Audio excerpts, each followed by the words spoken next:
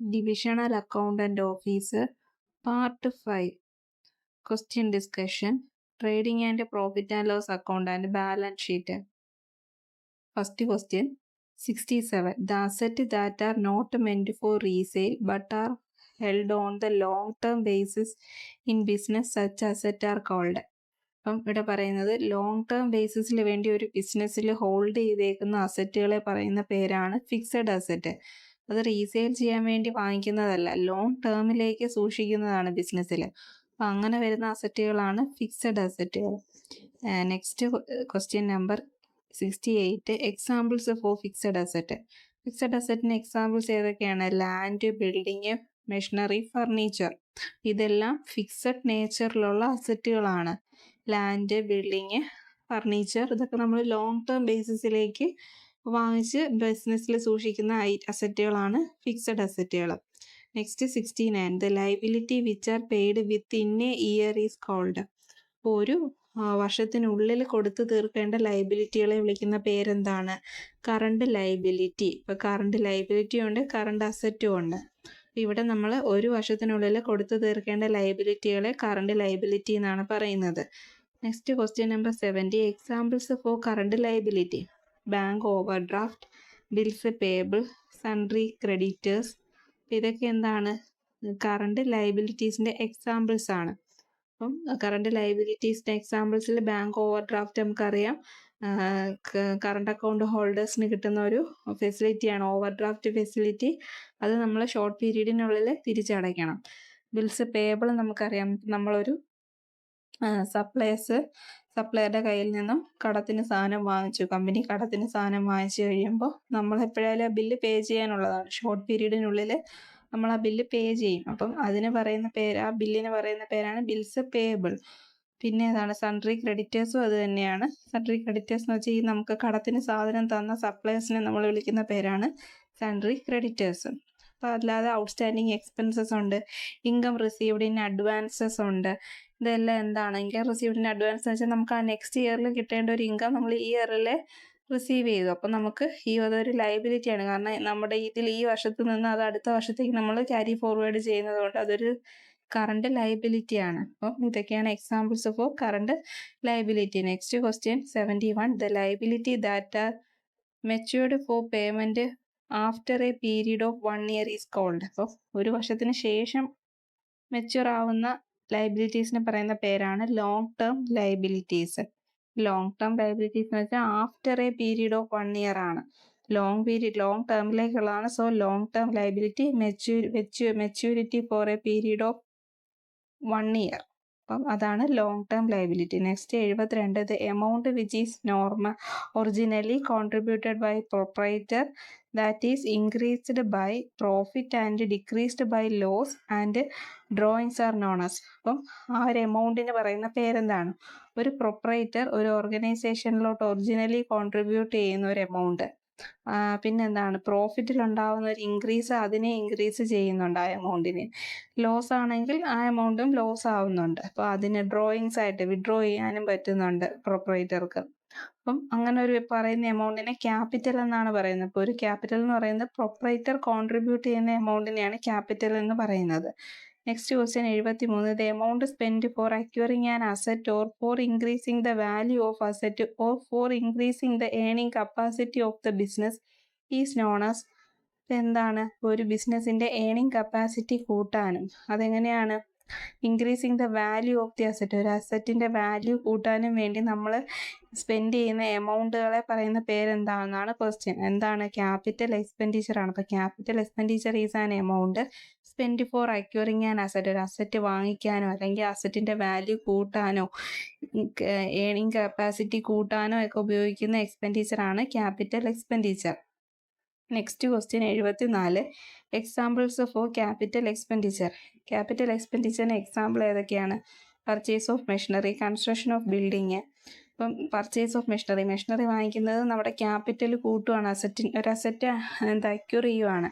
Construction of building, അപ്പോൾ ആ ബിൽഡിങ്ങിന് എന്തുണ്ട്? മണി വാല്യൂ ഉണ്ട്, നമ്മളത് ലോങ് ടേമിലേക്കായിരിക്കും. സോ ഇതൊക്കെയാണ് ക്യാപിറ്റൽ എക്സ്പെൻഡിച്ചറിൻ്റെ examples. Next question 75. In balance sheet the capital expenditure is shown in എവിടെയാണ് ക്യാപിറ്റൽ എക്സ്പെൻഡിച്ചർ കാണിക്കുന്നത്? ബാലൻസ് ഷീറ്റിൻ്റെ അസറ്റ് സൈഡിലാണ്. ബാലൻസ് ഷീറ്റിൻ്റെ അസറ്റ് സൈഡിലാണ് ക്യാപിറ്റൽ എക്സ്പെൻഡിച്ചർ കാണിക്കുന്നത്. ഇത് എന്തുകൊണ്ടാണ് ബാലൻസ് ഷീറ്റിൻ്റെ അസറ്റ് സൈഡിൽ കാണിക്കുന്നത്? ക്യാപിറ്റൽ എക്സ്പെൻഡിച്ചർ റെപ്രസെൻറ്റ്സ് എന്താണ്? Long term investment in physical asset ആണ്. ഒരു ഫിസിക്കൽ അസറ്റിൽ ലോങ് ടേമിലേക്ക് ഇൻവെസ്റ്റ് ചെയ്യുന്ന എമൗണ്ടുകളായതുകൊണ്ടാണ് ഇത് ക്യാപിറ്റൽ ഒരു അസറ്റായിട്ട് കാണിക്കുന്നത്. ബാലൻസ് ഷീറ്റിൽ അസറ്റ് സൈഡിൽ കാണിക്കുന്നത് അതുകൊണ്ടാണ്.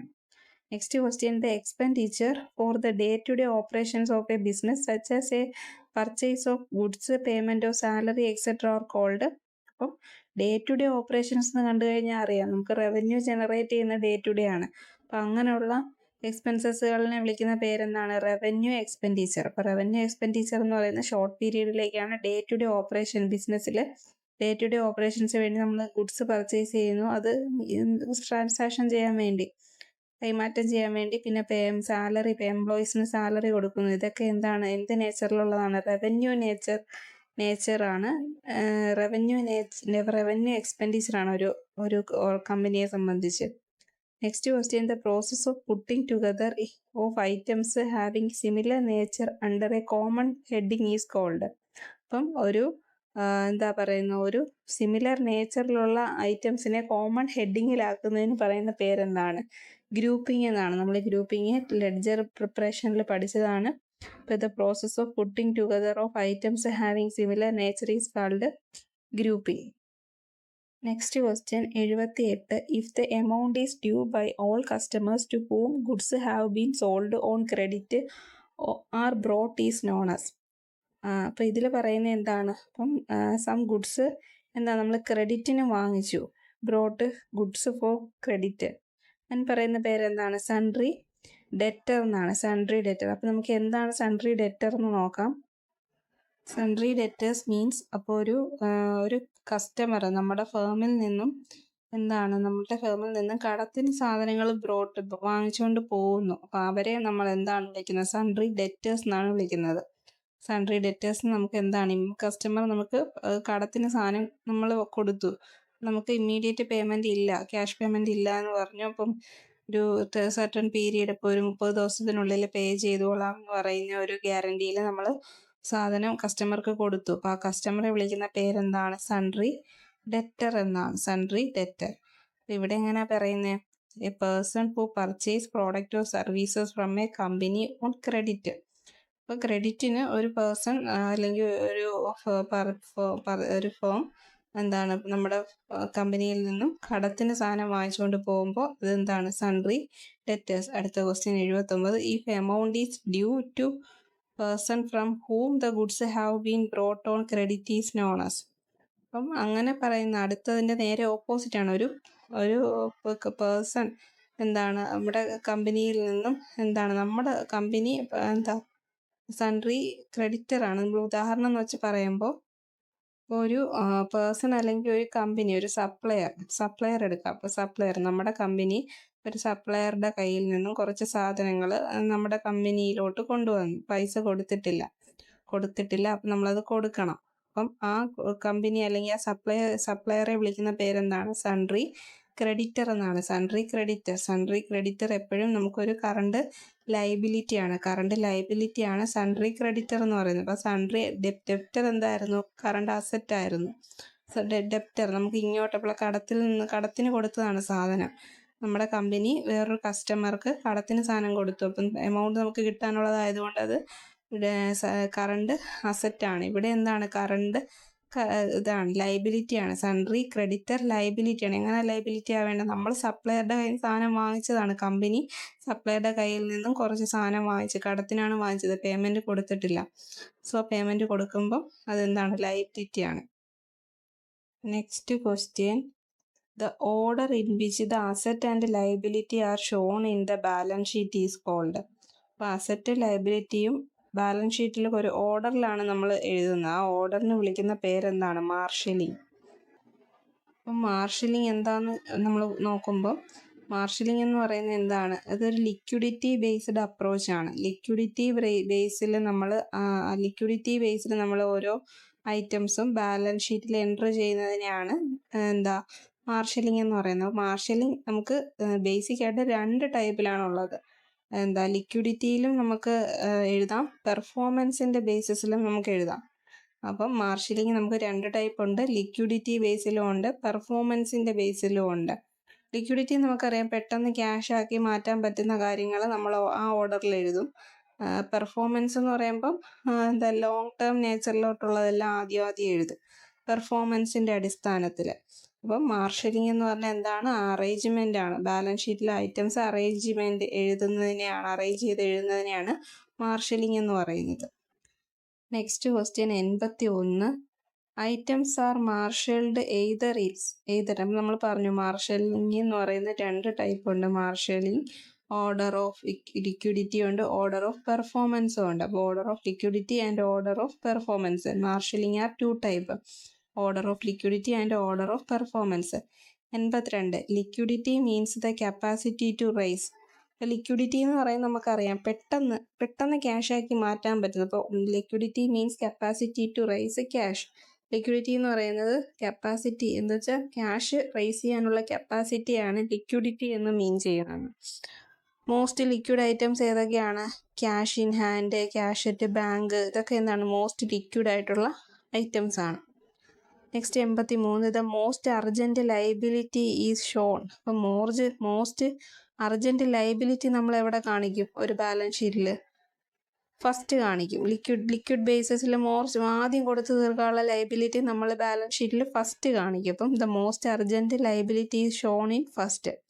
84. The least urgent to pay is shown. അപ്പം ലീസ്റ്റ് അധികം പെട്ടെന്ന് കൊടുത്ത് തീർക്കണ്ട, അങ്ങനെയുള്ളത് നമ്മൾ ലാസ്റ്റിൽ കാണിക്കും.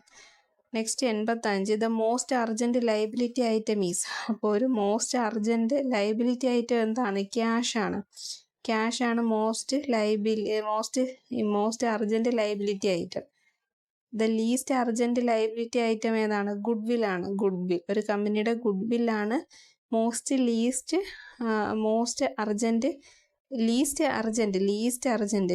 മോസ്റ്റും തിരിഞ്ഞു വരുന്നത്. ആദ്യം കൊടുത്തു തീർക്കേണ്ട ക്യാഷുകളാണ്, പിന്നെ ഏറ്റവും അവസാനം മതി ലയബിലിറ്റി ഓഫ് ഗുഡ്വില്ലിന് ഏറ്റവും ലീസ്റ്റ് മതി. Next 87. The order of liquidity is followed by. അപ്പോൾ ഓർഡർ ഓഫ് ലിക്വിഡിറ്റി ആരാണ് ഫോളോ ചെയ്യുന്നത്? നമ്മൾ പഠിച്ചു ഓർഡർ ഓഫ് ലിക്വിഡിറ്റി ഉണ്ട്, ഓർഡർ ഓഫ് പെർഫോമൻസും ഉണ്ടെന്ന് നമ്മൾ പഠിച്ചു മാർഷലിങ്ങിൽ. അപ്പം മാർഷലിങ്ങിൽ ഓർഡർ ഓഫ് ലിക്വിഡിറ്റി ആരൊക്കെയാണ് ഫോളോ ചെയ്യുന്നത് ബാലൻസ് ഷീറ്റ് പ്രിപ്പയർ ചെയ്യാൻ? സോൾ പ്രൊപ്രൈറ്റർഷിപ്പും പാർട്ട്ണർഷിപ്പ് ഫേംസും. അപ്പം ആരൊക്കെയാണ് ലിക്വിഡിറ്റി ഫോളോ ചെയ്യുന്നത് ബാലൻസ് ഷീറ്റ് പ്രിപ്പയർ ചെയ്യാൻ? മാർഷലിങ്ങിൽ 2 ടൈപ്പ് ഉണ്ട്, order of liquidity, order of performance. Order of liquidity follow ചെയ്യുന്നത് സോൾ പ്രൊപ്രൈറ്റർഷിപ്പും partnership firms. Next question 83. Under the order of performance which are shown first. Order of പെർഫോമൻസിൻ്റെ ബേസിൽ എന്തൊക്കെയാണ് first കാണിക്കുന്നത്? Permanent assets and liability. അപ്പോൾ നമുക്കറിയാം permanent ആയിട്ട് നമ്മൾ ഒരു ഓർഗനൈസേഷനിൽ യൂസ് ചെയ്യുന്ന അസറ്റുകളും ലയബിലിറ്റിയാണ് നമ്മൾ എവിടെ കാണിക്കുന്നത്? പെർഫോമൻസ് ബേസിസിൽ. ഓർഡർ ഓഫ് പെർഫോമൻസ് ബേസിസിൽ പെർമനൻ്റ് അസറ്റ് ആൻഡ് ലയബിലിറ്റിയാണ്, അത് ലോങ് ടേമിലേക്കുള്ളതായിരിക്കും കാണിക്കുന്നത്. Next question dash have to prepare their balance sheet in order of performance. അപ്പോൾ ബാലൻസ് ഷീറ്റ് പെർഫോമൻസ് ബേസ് ചെയ്ത് ബാലൻസ് ഷീറ്റ് പ്രിപ്പയർ ചെയ്യുന്നത് എവിടെയാണ്? ജോയിൻറ്റ് സ്റ്റോക്ക് കമ്പനിയിലാണ്. ഓർഡർ ഓഫ് ലിക്വിഡിറ്റി ബേസ് ചെയ്ത് എവിടെയൊക്കെയായിരുന്നു? സോൾ പ്രൊപ്രൈറ്റർഷിപ്പിലും പാർട്ട്ണർഷിപ്പിലും. അപ്പോൾ ഓർഡർ ഓഫ് പെർഫോമൻസ് ബേസ് ചെയ്ത് പ്രിപ്പയർ ചെയ്യുന്നത് ജോയിൻറ്റ് സ്റ്റോക്ക് കമ്പനീസിൽ. Next question bank is less liquid than cash. അപ്പം ബാങ്കിനേക്കാളും ലിക്വിഡിറ്റി കൂടുതലുള്ളത് ഏതിനാണ്? ക്യാഷിനാണ്. നമുക്കറിയാം, നമുക്ക് ആ ഒരു എക്സ്പീരിയൻസ് വെച്ച് നമുക്കറിയാം ബാങ്ക് നമ്മൾ കയ്യിലുള്ള ക്യാഷാണോ ബാങ്കിൽ നിന്നും പോയി എടുക്കുന്ന ക്യാഷാണോ എളുപ്പം? കയ്യിലുള്ള ക്യാഷിനാണ് ലിക്വിഡിറ്റി കൂടുതലുള്ളത്. Next 91. The asset amount of relatively permanent nature would continue in business for a long time whereas the less permanent or more liquid item അപ്പം ഇത് പറയുന്നത് വെച്ചാൽ the asset amount The asset amount of relatively permanent nature will continue in business for a long term where the less permanent is more. അതായത് permanent ഐറ്റംസിനൊക്കെ എന്തായിരിക്കും long ടേമിലേക്ക് നമ്മൾ use ചെയ്യുന്ന items ആയിരിക്കും permanent natures എന്ന് പറയുന്നത്. മോർ ലിക്വിഡ് എന്ന് പറയുന്നത് പെട്ടെന്ന് ക്യാഷ് ആക്കാം. അപ്പം ഇതെന്താ change their form in the near future and likely to become cash or cash equivalent.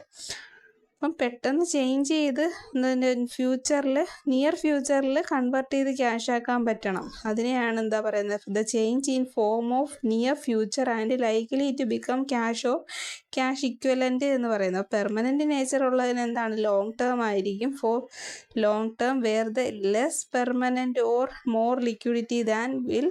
അപ്പം നമുക്ക് ലിക്വിഡ് മോർ ലിക്വിഡായിട്ടുള്ളതാണ് ഇപ്പോൾ പറഞ്ഞത്. നിയർ ഫ്യൂച്ചറിൽ ക്യാഷാക്കി മാറ്റണം, എന്തായാലും ക്യാഷിൻ്റെ ഇക്വലൻ്റ് ആക്കി മാറ്റണം. ഇതിനെയാണ് എന്താണ് മോർ ലിക്വിഡ് ഐറ്റംസ് എന്ന് പറയുന്നത്.